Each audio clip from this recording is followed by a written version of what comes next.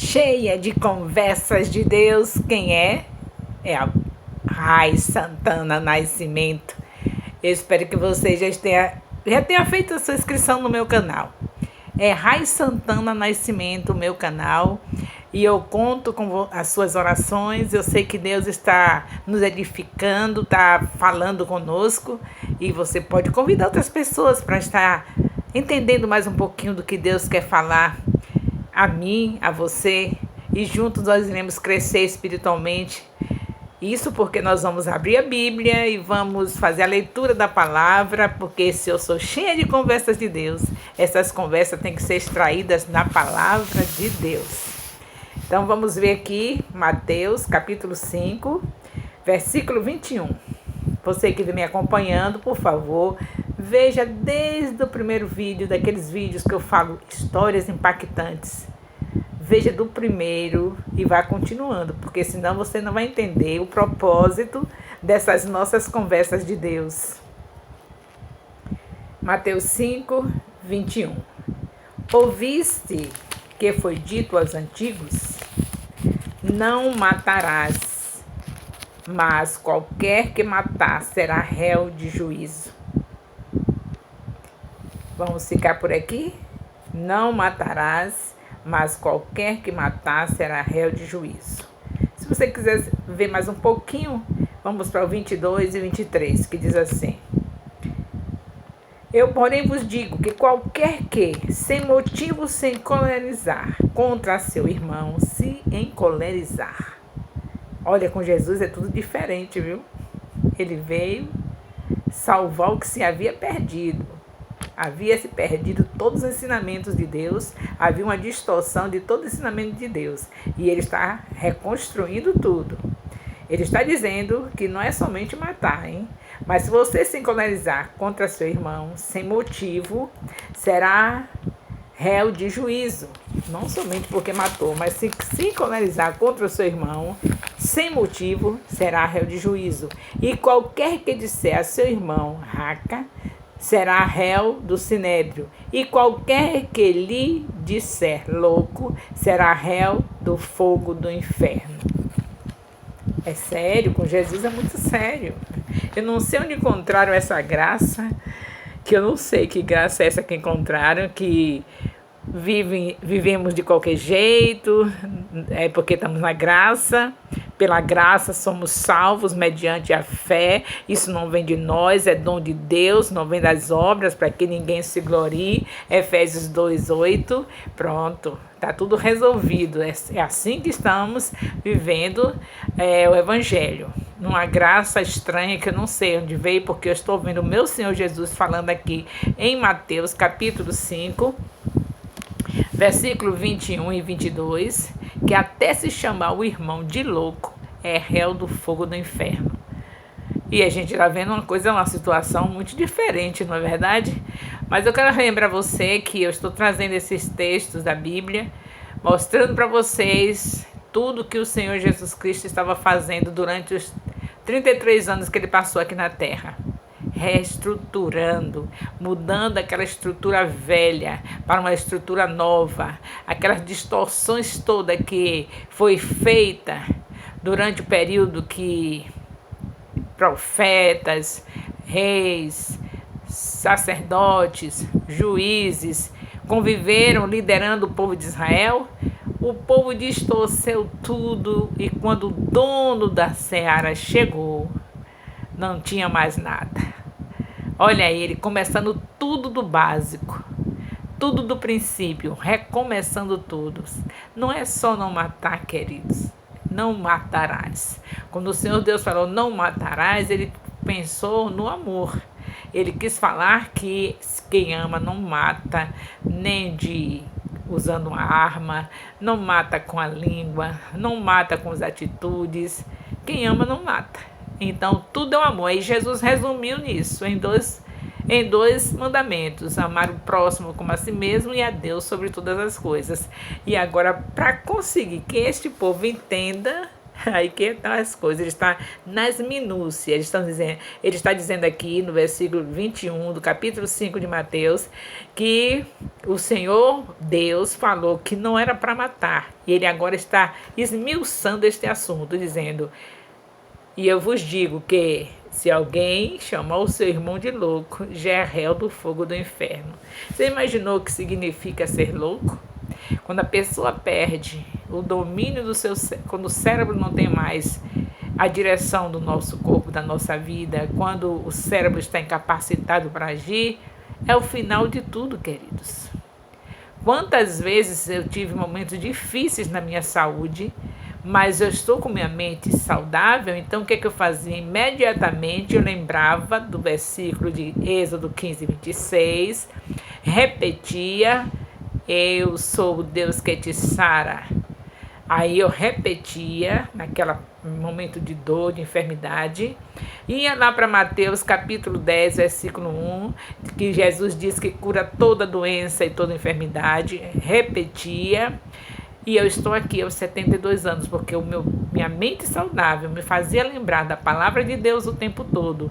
Sempre a palavra, a minha vitória até aqui será sempre a palavra. Da mesma maneira que Jesus venceu Satanás com a palavra, assim eu e você, todos nós, venceremos Satanás com a palavra. Mas se a pessoa é um louco, já imaginou se for louco?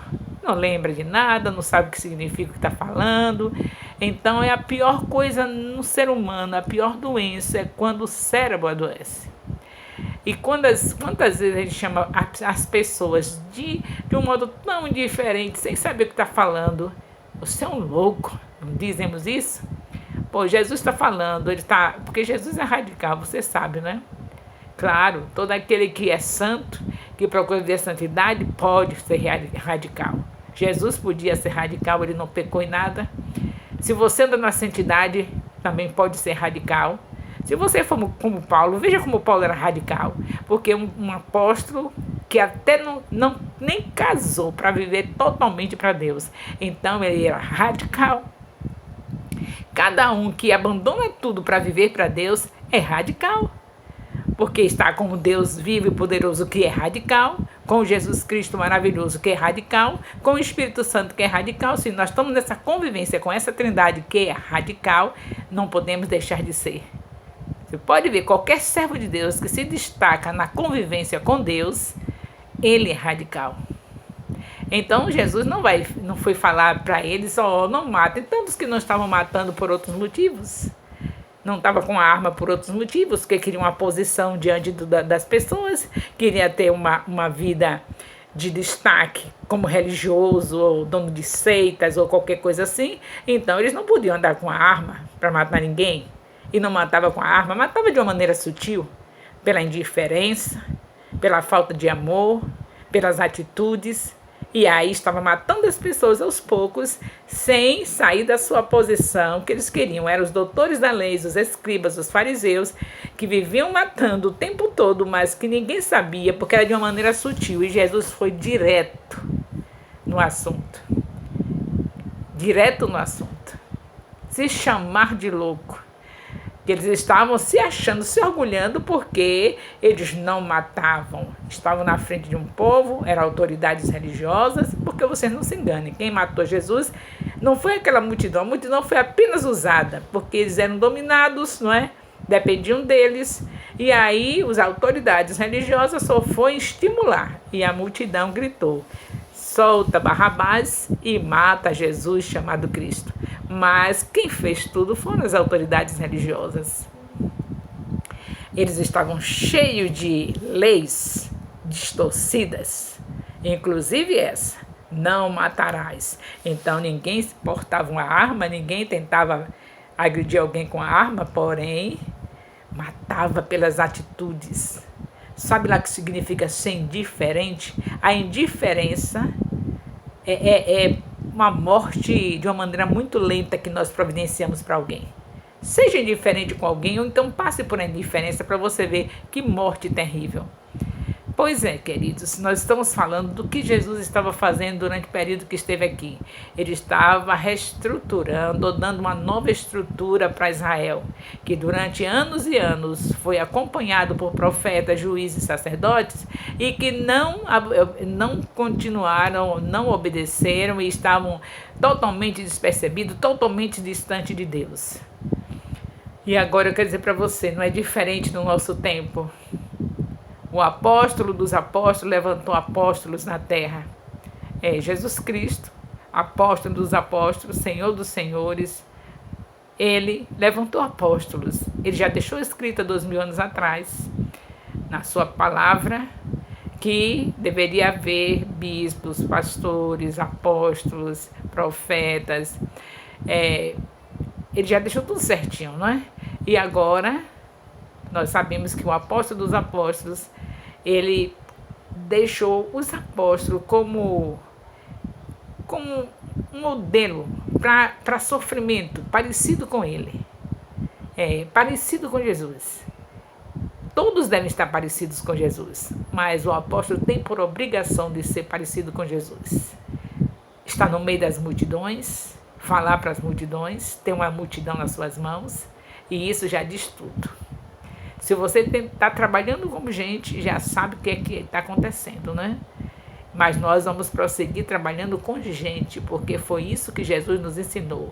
Vinde, eu vos ensinarei a ser pescadores de homens. E é isso que ele nos ensinou e é isso que nós vamos fazer. Soframos o que tiver de sofrer, porém nós vamos continuar falando para o povo, para as multidões. E essas multidões serão sempre divididas, porque do jeito que o Senhor ensinou que devemos fazer, começou ainda na antiga aliança, quando Moisés dividiu a multidão que ele estava tomando conta no deserto. Ele dividiu em equipes e colocou pessoas para tomar conta, devido ao conselho que recebeu de Jetro, seu sogro, que com certeza foi usado por Deus para instruir Moisés. Era o sacerdote de Midian, o Jetro, que começou falando, com certeza inspirado por Deus, para que quando nós tivermos uma multidão, também seguir esse exemplo. Então o exemplo vem de longe, lá do livro de Êxodo. O exemplo das multidões nas nossas mãos serem divididas e colocadas na mão de líderes. Mas sabemos que essa multidão vai precisar sempre de ser orientada por este que dividiu, por esse que criou, por esse que foi usado por Deus, para ter uma multidão e dividir a multidão, colocando pessoas para tomar conta de cada equipe. Então hoje eu quero aconselhar mais uma vez aos apóstolos. Depois de passar uma experiência dolorosa, dolorosa porque a gente pensa que porque criou, Deus usou para fundar um ministério, que as pessoas que forem chegando vão estar entendendo que somos nós que damos a última palavra depois da de Deus. A de Deus é a última de todas. Mas os apóstolos estão autorizados para dar a última palavra depois que bispos falarem, líderes de células falarem, de todos esses que falam, que estão tomando conta, bispos, pastores, líderes de células, líderes de discipulado de 12. Depois que eles já ouviram eles, a última palavra é do apóstolo. E acima do apóstolo, só a palavra que Deus vinha direto falar. Porque Deus fala com os apóstolos para que eles sejam respeitados e usados por Deus para dar a última palavra aqui na terra. Mas quando Deus quer, ele vem com a sua palavra direto, sem precisar de nenhum de nós. Ele sabe como fazer. Ele se apresentou a Moisés sem precisar de ninguém, numa sarça ardente, e falou com Moisés: tira a sandália dos pés, que aqui é terra santa. Então, quando ele quer, quem é que ele vai usar ao máximo? Os apóstolos. Para colocar situações que os bispos, que os pastores não podem estar colocando diante do povo. São situações que somos nós que temos que colocar. Certa vez eu entrei com um assunto sobre, como apóstola, esposa de um apóstolo, estou com a credenciada a estar falando para as mulheres principalmente, mas não impede que os homens também ouçam, porque quem fala, eu estou falando através do Espírito Santo, e o Espírito Santo não tem sexo. Então o homem também pode respeitar uma mulher que está sendo usada por Deus e ouvi-la. Porque Deus, quando quer, fala até através de jumenta, como fez com o profeta no Antigo Testamento. A jumenta falou para ele, para um homem. Imagine se uma mulher não pode falar para um homem. Basta que venha da parte de Deus. Então nós sabemos que o Senhor, Ele tem feito isso, tem usado os apóstolos, e no caso, a gente tem assim, eu tenho essa experiência dolorosa em relação ao processo de apostolado. Eu e meu esposo, nós fundamos um ministério. Deus nos usou para isso. Entregamos essa multidão na mão das pessoas, bispos e pastores, para que eles estejam tomando conta, mas eles se submetem, os bispos e os pastores se submetem ao que Deus fala através de nós. E as pessoas que eles estiverem tomando conta, os discípulos que estão na mão deles, que eles estão tomando conta, devem se submeter também a tudo quanto nós, os apóstolos, trazemos diante dele. E certa vez, assuntos são assuntos mais avançados, é claro. Certa vez eu estava falando sobre adoção. Eu não tenho nenhum problema, sei que Deus não tem, Ele falou comigo isso, que Ele não tem nenhum problema se alguém toma uma criança para criar no orfanato. Vai no orfanato e adota uma criança. Não tem nada de errado. Lá não estão mais seus pais, não tem nem pai nem mãe, tem pessoas religiosas que estão lá tomando conta daquelas crianças e nós podemos adotar. Mas quando Deus me falou que na mão de uma mãe não tomasse, que isso aí é apenas demonstração de egoísmo e não de amor, aí foi doloroso para entrar com esse assunto. Quando a gente toma uma criança, Deus me mostrou isso. Quando a gente toma uma criança na mão de uma mãe, nós estamos sendo egoístas. Queremos apenas preencher o nosso vazio. Nós desejamos ter um filho, desejamos, às vezes já tem até filho, mas deseja mais um filho e não quis gerá-lo. E aí, egoisticamente, encontra uma mãe que está desesperada porque não pode criar o seu filho ou sua filha, e a gente pega na mão daquela mãe em vez de investir na vida da mãe para criar o seu filho. O amor de mãe é tão grande que o Senhor fala em Isaías 49, versículo 15, que pode até uma mãe esquecer do filho que gerou no seu ventre, mas ele não se esquece de nós. Nesse versículo, Deus está comparando o amor dele com o de mãe, dizendo que a mãe pode falhar. Isso quer dizer que o dele não falha. A mãe pode falhar, mas ele destacou de mãe. Significa que depois do dele, o maior amor é o de mãe, mesmo ela falhando, é o de mãe. Então, quando a gente vê uma mãe falhando, como o caso de uma mãe que quer doar o seu filho, ela está falhando. O que a gente tem que fazer como filho de Deus? É ajudá-la a tirar dessa falha terrível de querer abandonar o seu filho. Então, o que é que você precisa para criar o seu filho? Ela vai dizer as situações e você vai ajudar. Você não ia gastar uma fortuna para criar, porque você sabe muito bem que criando, para criar, vai ter que dar do bom, do melhor, não é? E sempre a gente procura fazer isso para mostrar que está criando com muito amor e não vai gastar muito. E deixou uma mãe sofrida. Deixou uma mãe com a ferida na alma que nunca mais vai apagar, a não ser que seja um milagre de Deus? Não é melhor que você pegue esta mãe, conscientize, discipule, chame para Jesus se não for cristã, faça com que ela possa receber a Jesus. O reino de Deus é tomado à força, já viu falar sobre isso? Então vai na tora, fala para essa mãe, diz a ela, receba Jesus Cristo, sabe que Ele nunca vai te abandonar, Ele nunca vai te deixar, seja qual for o problema que você estiver passando, Jesus vai te ajudar a criar teu filho. Em vez da gente fazer isso, evangelizar aquela mãe, se não for uma cristã. Se for uma cristã porque está fraca, ajudar a se levantar e ajudar a criar o filho, nós tomamos. Deus falou isso para mim, Ele não fala isso para pastores. Ele não fala isso para bispos, ele fala isso para apóstolos, porque o assunto é polêmico. Quando se trata de assuntos difícil, ele fala para apóstolo.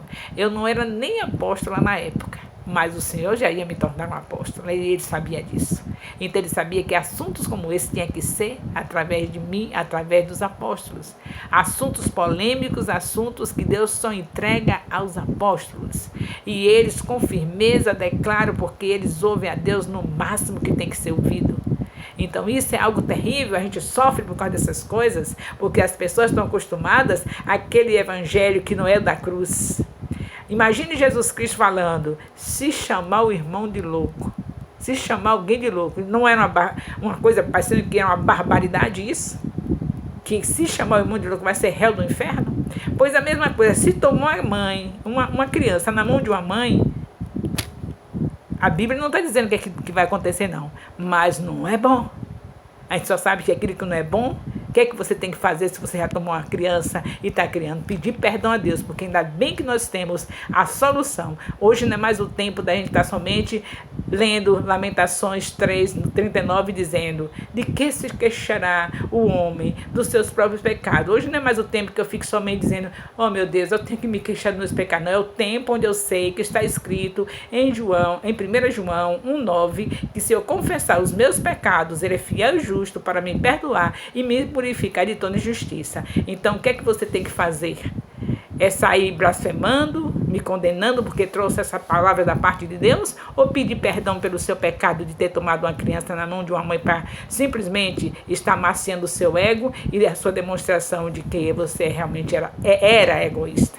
Se você hoje se convence disso, que o problema todo é você pecar, ainda condenar o profeta que falou aquilo que você não quis receber, não quis obedecer. Você precisa se humilhar. Bom, ele está certo, eu errei, meu Deus, eu te peço perdão e me ajuda agora a sofrer a consequência do meu pecado, porque não pense que não vai sofrer a consequência, porque vai. O Senhor ama tanto Davi, disse que Davi era um homem segundo o coração de Deus, mas não tirou a consequência do pecado de Davi.